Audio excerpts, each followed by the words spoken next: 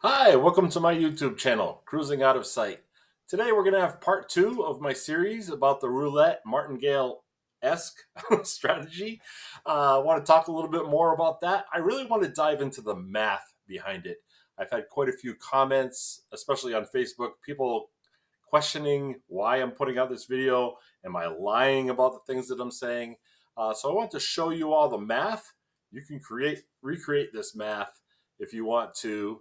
But this math should show you how I got to define and kind of narrow down the strategy that I use to maximize my points, but minimize my risk.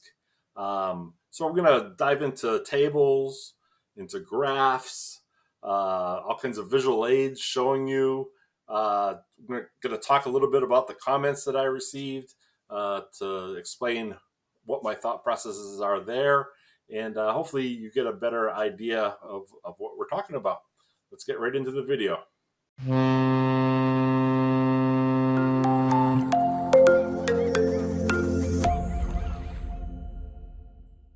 So just a little refresher from the last video.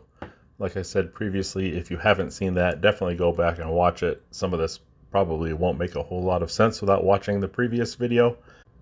Link in the description below. So last video we talked about the structures. You've got the conservative structure here where you win $2.50 per hit. You've also got the moderate structure. Here you win $7.50 per hit. And then finally you have the aggressive structure where you win $17.50 per hit. We talked a little bit about the odds tables. What is your chance of missing at each rung of the structure, all the way down to 20 spins. We did a little simulation showing how the structure worked. I did get quite a few comments that said, hey, that wheel didn't have any double zeros on it, or that's not truly a random number generator. None of that matters. The intent of that video, shown here, is just to show you how the structure works. This wheel could have had 7 numbers on it and it still would have shown you how the structure works. So don't focus in on the previous video about what numbers are on that wheel. It really doesn't matter. I just wanted to show that as we miss, we work our way down the structure, and then when we hit, we reset back up to the top. I even received a comment on Facebook that said my video was fake because that wheel didn't have a double zero on it. Just want to reiterate, if you don't know, a European wheel only has 1 0 on it. An American wheel generally has 2. It's got a 0 and a double zero. And I haven't seen this personally, but I've heard from a lot of people that in Vegas now, they have wheels that have 3 zeros. They have a 0, a double zero, and a triple zero, which increases the casino's edge on you. I would never play on a 3-0 table. I don't have a lot of problems playing on a 2. I definitely much prefer to play on a single 0 table. Each additional 0 that we add adds more edge to the dealer, but it is what it is. I haven't been to Vegas in a couple of years, so haven't seen those new tables. Evidently, they must be hurting for business if they're giving the casino even more edge. It would be much akin to paying out a blackjack as 6-5 instead of paying it out like they used to at 3-2. Just gives the casino additional money per hand. The odds tables I showed previously and here again are based off of a table with 38 numbers on it. So 36 regular numbers and then a 0 and a double zero. If you're playing on a European table, your odds will be a little bit better and you can go for more spins depending on your risk tolerance. I think a little disclaimer is warranted due to some of the comments I received. I'm not trying to persuade you that this is the right strategy to play. I'm not saying that this is the best strategy to play. I'm not even saying that my math is necessarily bulletproof. What I'm trying to show is this is how I play. I've personally been successful playing in this fashion. I've received probably 10 times as many free cruises as the money I've put in playing this method. But I'm definitely open to comments, critiques, concerns, if you want to put those down in the comment, I make every opportunity to go look at those and reply back. I am open to somebody pointing out an error in one of my videos. I'll go back and I'll put a disclaimer there that this isn't quite right based off of that feedback. So I'm not married to this. I've been generating this strategy for years now, playing with different versions of this strategy, and I personally have been very, very successful with it. So all that being said, let's jump a little bit into the math and my thought process behind this. So I personally was questioning the odds. What are the odds of missing 20 spins in a row? I know what the formula is. It would be bad numbers to the power of how many spins we're doing, in this case 20, divided by total numbers to the power of however many spins we're interested in. So in this case, it would be we have 26 bad numbers to the power of 20 divided by the total number of possible occurrences, in this case 38 to the power of 20. I was questioning that math. I was wondering if that formula was telling me, hey, this is the chance that a dozen on this table will miss. Not specifically the dozen I've picked, but just a dozen in general. So what I did is in Excel, I wrote this spreadsheet which simulated 500,000 spins, and then I used the COUNTIF function to tell me, have I won or have I lost? And if I've lost, how many spins has it been since I won? And then I compared that in this data table to say, yeah, my math is correct. That simple formula will tell me what's the chance of me missing X number of spins in a row. Just to address another concern that I've heard through comments, primarily on Facebook, is I have people that tell me, hey, that structure's all fine, but you can't bet more than $500 on a dozen. Generally, the table max on an outside bet is 100 times the minimum bet. Here, the first rung of my structure, I'm betting 5, so obviously I'm playing on a $5 or less minimum outside bet table. So the table max should be $500. You can see my structures are going up to bets in the $2,000 range, well above $500, and this is how we get there. On most tables, most casinos, I've never played in a casino where you couldn't do this, you can place inside and outside bets. Generally, the inside bet, not table maximum, but spot maximum, is 20 times the minimum bet.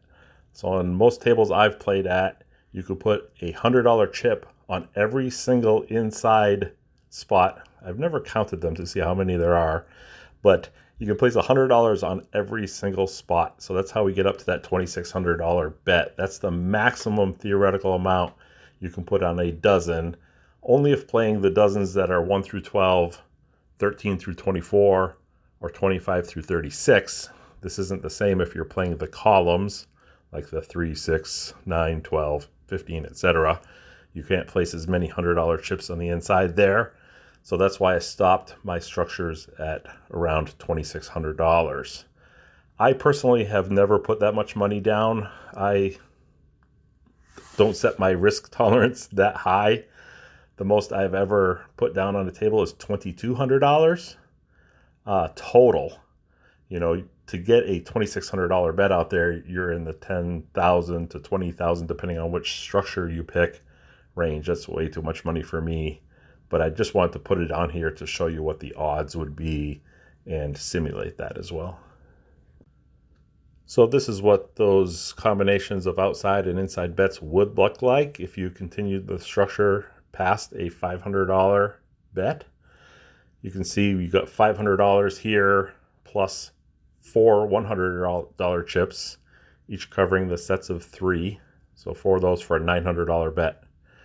You could also place a $1,100 bet by putting $500 on the outside and then $600 on the inside.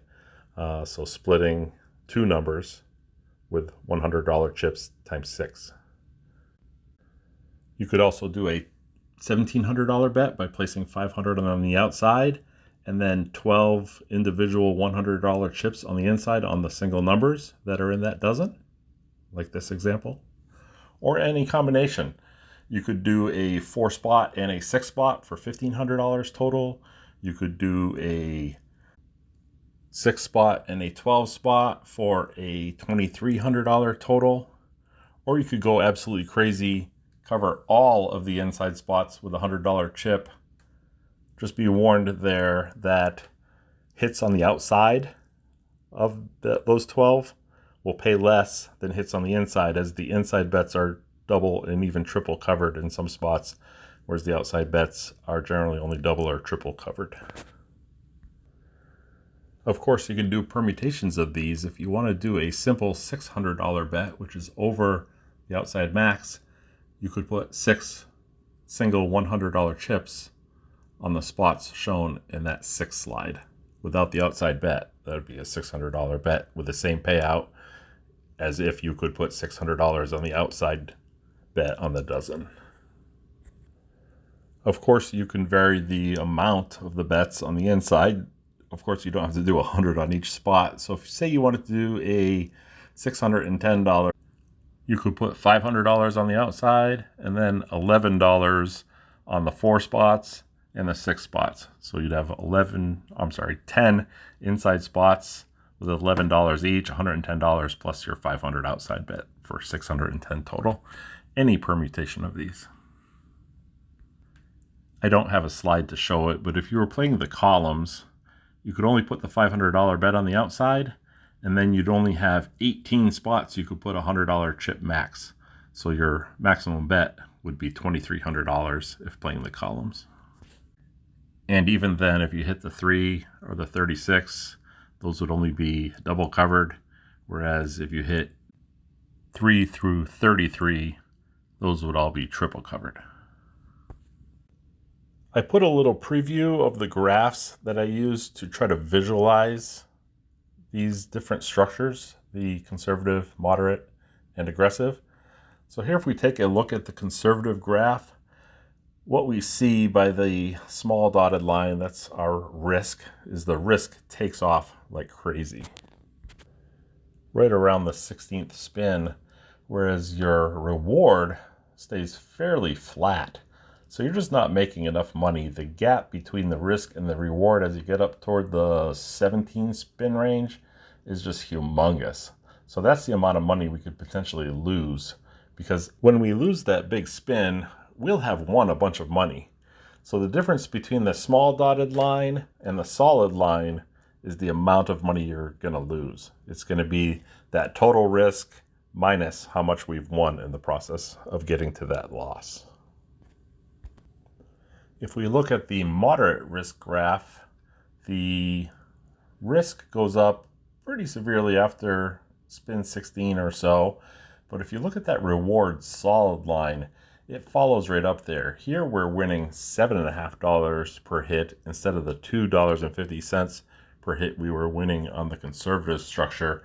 So it causes our reward to go up quickly as risk goes up quickly. So here you can see, if you were to subtract the risk at any given spot minus the reward, which is straight down on the graph from that spot we picked on the risk, you can see that that gap between those two numbers is much smaller, especially where the graph is fairly flat, like before spin 15 or so. So this is what really told me, hey, this is the structure that's going to give you the most return, because your reward is staying on pace with your risk. And we just don't see that with the aggressive structure, which we'll look at next. Oh, quick note is that the moderate structure also lets you get more spins. It lets you get one more spin than the conservative structure, but yet $5 more per hit. So that extra spin is super valuable to us, and the additional $5 in value per hit is super valuable to us. So here you see the aggressive structure. The aggressive structure graph looks very, very similar to the moderate. The risk goes out of control, though, about 2 spins earlier than the moderate one does. And say you played till the table max, you get 3 less spins out of the aggressive than you do out of the conservative, and 2 less spins than the moderate. And that 3 spin spread is huge to us. If we look back at the odds tables, we can see that 3 spins up in the 18 spin range, the odds of missing 18 spins in a row is around 0.12%, which should get us around 780 spins. Whereas if you go 3 rungs up, you should only get 253 spins out of 50, if as far as you can go is 15 spins in a row. So that's a huge jump. You can earn so many more points given more than 3 times as many spins at rung 18 as at rung 15. I don't know how much you play in the casino on the ships, but I play less than 780 spins in a whole entire cruise. So if you're going to 18 spins, you should be able to play for a whole entire cruise. Let's see, let's do the math real quick. I guess it would be 23 hours if you were assuming 30 spins an hour. So on a week-long cruise, you'd have to play more than 3 hours a night to get 780 spins. That, of course, is assuming that there's some other people on the table. It's slowing the play down a little bit. So that's what talked me out of using this aggressive structure. It looks really good because you're winning an average of $17.50 per hit, which is fantastic, right? But you can't go nearly as many spins as you can on the other 2 structures. That you're hitting the table max way earlier, 3 spins earlier than you'd hit it on the conservative, and 2 spins earlier than you'd hit it on the moderate. And it's just not worth it to earn that extra money faster, but yet hit a potential loss 3 times earlier. All right, so I've pared down a couple of these tables. Before I had a table for the conservative, a table for the moderate, and a table for the aggressive. If you ever want to look back at those, you can look at the previous video. But I've taken those 3 structures and I've put them all into one table. So this table is showing me all 3 of those structures at the top.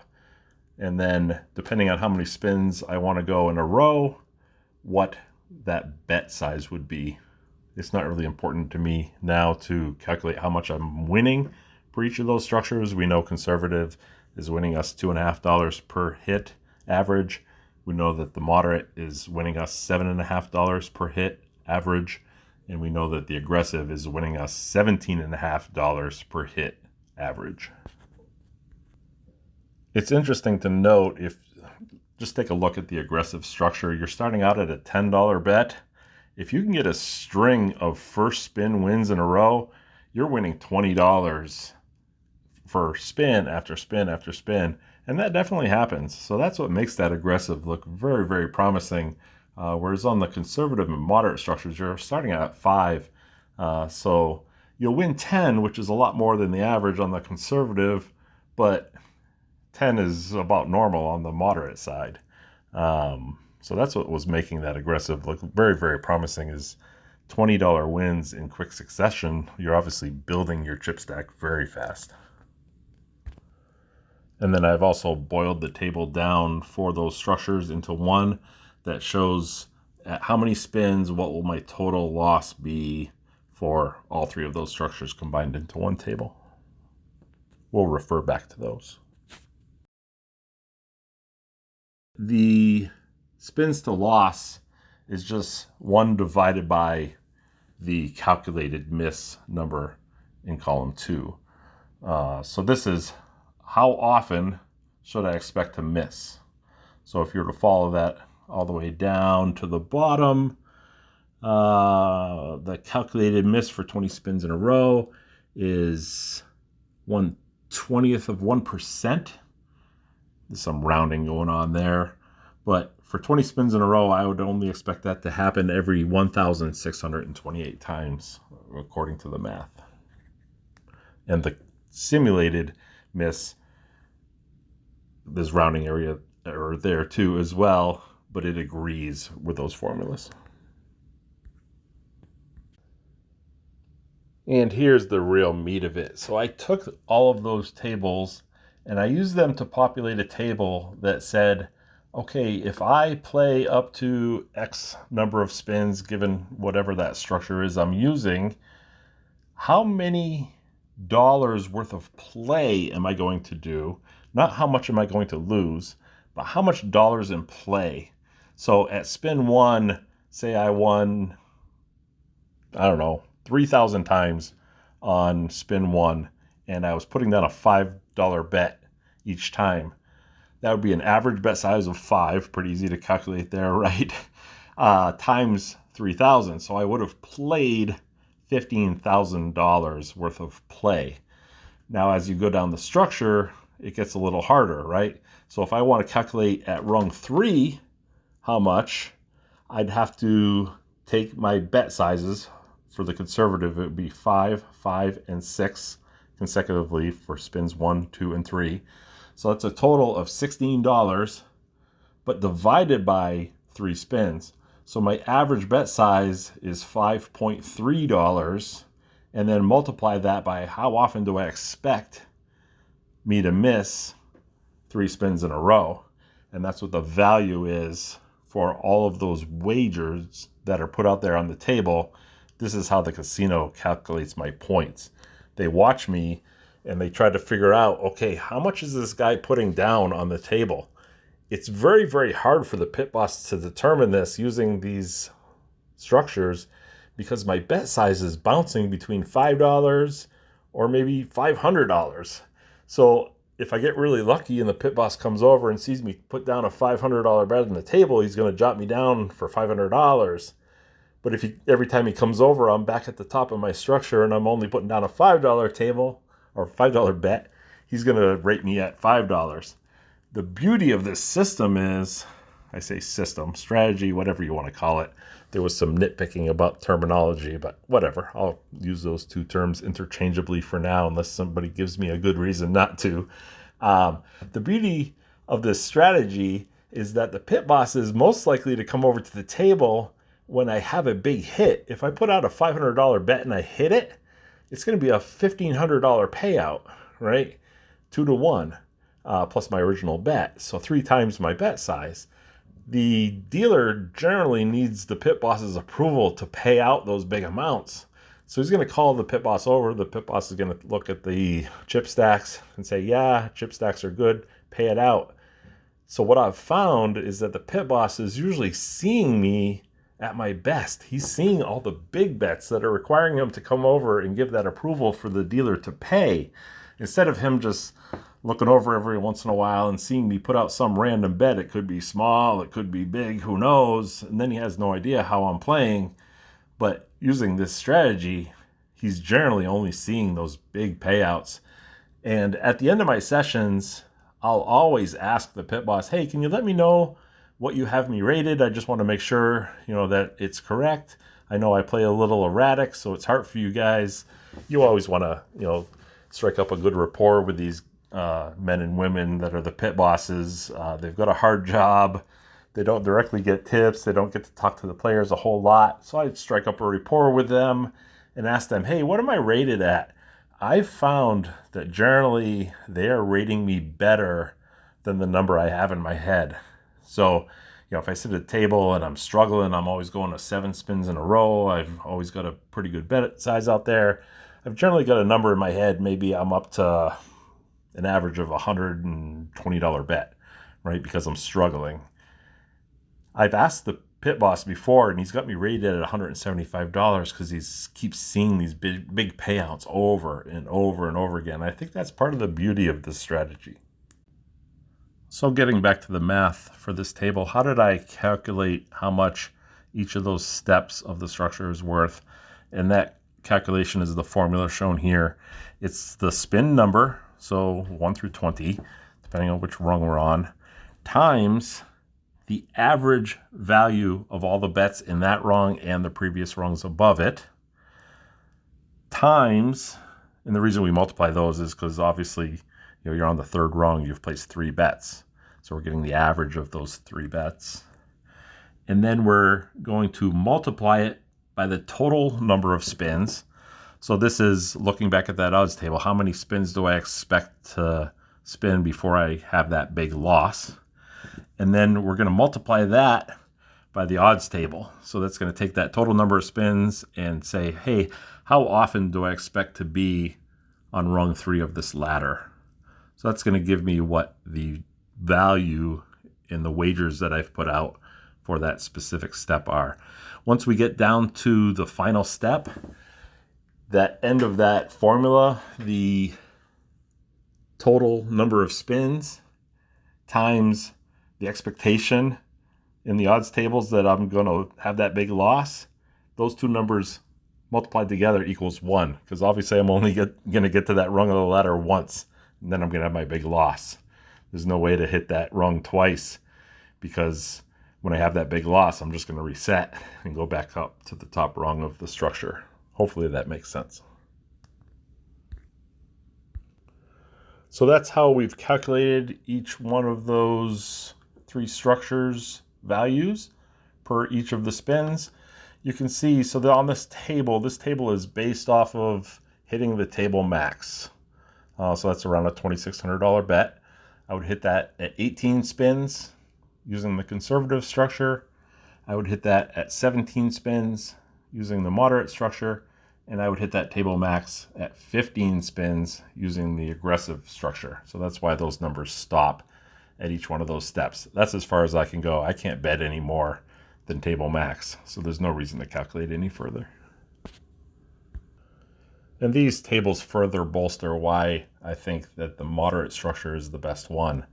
You only get one less spin. You can see here from 18 spins to 17 spins, one less spin than the conservative structure. But if I jump over to the aggressive structure, I can only get 15 spins. And so I talked about that previously. That's 3 spins less than the conservative structure and 2 spins less than the moderate structure. And in the moderate structure, I'm still winning a decent amount. I'm winning $7.50 per spin. So still a decent profit per win, but yet it's giving me those 2 additional spins that I didn't get on the aggressive structure. So the next number in each of those columns in that table is the total wagered. So this is just a sum of all of those numbers from spin, it's say the conservative structure, from spin 1 all the way down to spin 18. It's just a sum of all of those numbers. The next one I calculated is chips bet. So there I'm just looking back at the structures table and saying, hey, for this structure on spin 18, what's the total amount of money that I would have had to put out to get to spin 18 before I lost that big amount? The next one down is chips 1. So here I am taking the odds table and saying, hey, how many spins do I expect to go? And then multiplying that by 32%. So that's how many times I should actually hit a win. And then I multiply that by the amount of money I would profit per win in that structure. Looking down from the conservative, it would be $2.50. So I take that $2.50 and multiply it by how many times I expect to hit or win a spin. The next one down is total lost. This is a pretty simple one. I'm just taking the amount that I lost, I'm subtracting out my winnings and figuring out, okay, what am I leaving the table? What kind of loss size am I leaving it with? So total amount lost minus however much I won back. The next one down is dollars in value by dollars lost. So here I'm just taking that top number, the total wagered, and I'm dividing it by my total lost. So here I'm going to find out, okay, how many dollars did I put through the table for every dollar I lost? In this conservative structure, going to the table max, you can see I've played $14 for every dollar I put on that table and lost. Next one down, I just put there just to make it easy on me. Given that structure, in this case conservative, in the second column, 18 spins in a row, I would expect to go 780 spins before I lost. Actually, it doesn't matter what structure you're playing.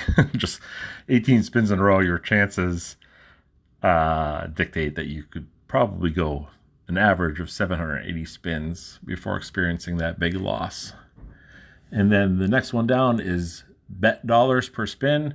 So I've taken that total wagered number and I've just divided it by how many spins I've actually played. In this case, it's $132. So that's the average bet size that I've put out on the table. This is one of the more important numbers because this is what the rating that the pit boss gives you should be. So you should always have this number in your head so that when you ask them, hey, how'd you rate me? You know what your number should have been. So this number is very important. Next one down is dollars lost per spin. That one's pretty easy. I just take my total loss divided by how many spins.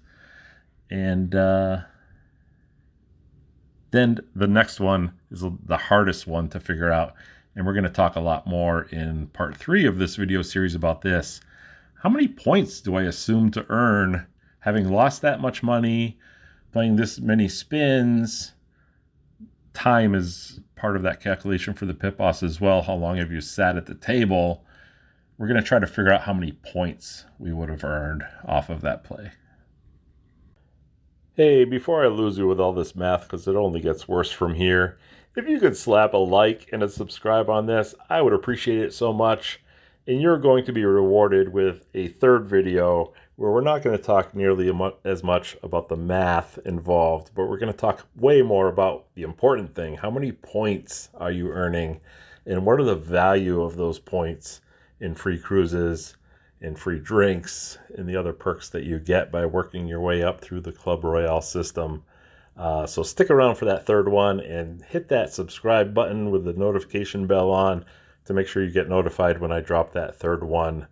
I think that third one will wrap out the series, but I'm not positive. There may be more to talk about. There's a lot of things to talk about perks and earning free cruises and my experience doing that. So hit that like and hit that subscribe for me. You'll get paid off in the end, I guarantee you. I'm always looking for those comments too. I absolutely love the comments and I make every effort to go and read, like, and answer back any comments that require some type of response or even just thank you for the comment. So definitely would appreciate those comments. Tell me I'm full of it. Tell me I'm on the right track. Tell me about your experiences. Tell me whatever you want to tell me. I'm interested in this subject, obviously, to have put this much time into putting all these graphs, charts, tables, etc. together. So would love your comments. So popping back to that table that showed us, hey, if we play all the way to max bet, you can see the important numbers here for each one of those three structures. The next table I'm going to show shows all of those same calculations, but hey, what if I set my risk tolerance at $1,500? If I was willing to lose a bankroll of $1,500 instead of going all the way to the table max, which is way closer to where I am. I'm not comfortable losing $8,000. I'm more comfortable losing $1,500. How much value can I get out of that? This is what keeps me in the free cruises, this $1,500 format.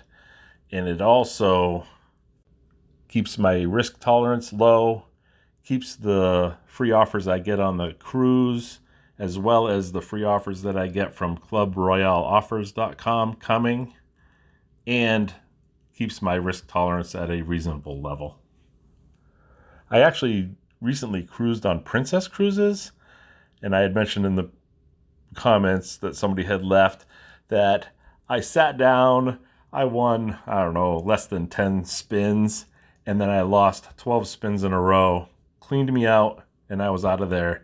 And I thought I barely earned any points, not being lucky. The statistics were against me that day. Clearly, I hit the cycle where the dozen I picked hit almost immediately. I wouldn't have accumulated hardly any points whatsoever for that amount of play. I don't think I was sitting at the table for half an hour before they cleaned me out. At the end of the cruise, I got a free cruise certificate from Princess. Up to 8 nights sailing, any cruise of my pick, all over the world, not just in the Caribbean, where sometimes the lower offers you get are just for the Caribbean destinations. Anywhere I want in the world, and I have up to a year to pick. What a generous offer from Princess. That $1,500 I lost is easily going to be made up just from that one free cruise alone on Princess. And I definitely want to give Princess another chance. We went to Alaska. I've got a bunch of videos about our trip to Alaska on Princess. I loved Alaska, but we didn't really like Princess. It was our first time trying them. I definitely want to give them another shot. So that free cruise offer took my $1,500 in casino losses and turned it into a free, I put free in quotation marks, cruise. So just an example of the perks that you can gain by using this type of system. So that's the $1,500 table. And then lastly, I wanted to generate a $1,000 table. Let's just say your risk tolerance isn't at $1,500. It's a little less. I wouldn't go less than $1,000. I just don't think you'll get enough points on a cruise playing through $1,000 to make it worth it. But I wanted to generate it just so we could compare the numbers. Here you can see the important numbers on this table. And I think I'm going to leave this video at that. I know this has been a ton of information. If you have to rewind, take a look back at some of those tables, definitely do that. If you're interested in this spreadsheet that has all the formulas I used, you can actually tweak them for different types of structures. Heck, you could tweak the odds tables to make it a European table instead of an American table. Send me a message in the comments and I will email you this spreadsheet if you want. I could share it on Google Sheets or something and make it a bit available for everybody. So if there's interest, let me know in the comments. Next video, we're going to talk, like I said, about the points. Okay, for each dollar I wager on the table, how many points do I expect to get? And then what can I do with those points? How much would I need to play to earn a free cruise? How much would I need to play to earn Prime status for Royal Caribbean so I can get free drinks, internet discounts, that kind of thing? That's what video 3 is going to be all about. So stay tuned for that. Thank you for watching. I definitely appreciate you making your way through this. I know this is a lot of math, a lot of numbers. Your head is probably swimming like mine was when I was creating this spreadsheet.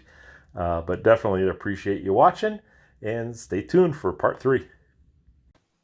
Man, I'm really excited about the next portion of this video. We've slugged through the math there. I know that might have been a slog for many of you, but really wanted people to understand how I calculated these things, how I came up with these assumptions, validated these assumptions, how I took those structures and dialed them down to the point where I thought they were maximizing the value, but yet minimizing the risk to me. So that next video coming up is going to be about the payoff. Nobody wants to sit here and talk about losing money. This whole time I've been talking about losing money. I've had some people tell me, that strategy will never work. You'll never win any money. Yeah, I said that in this video. You're going to lose money. Statistically, you cannot go on forever and win. You're going to have that big loss. Just how long can we stretch it out before that happens? And can we have a ton of fun doing it in the meantime?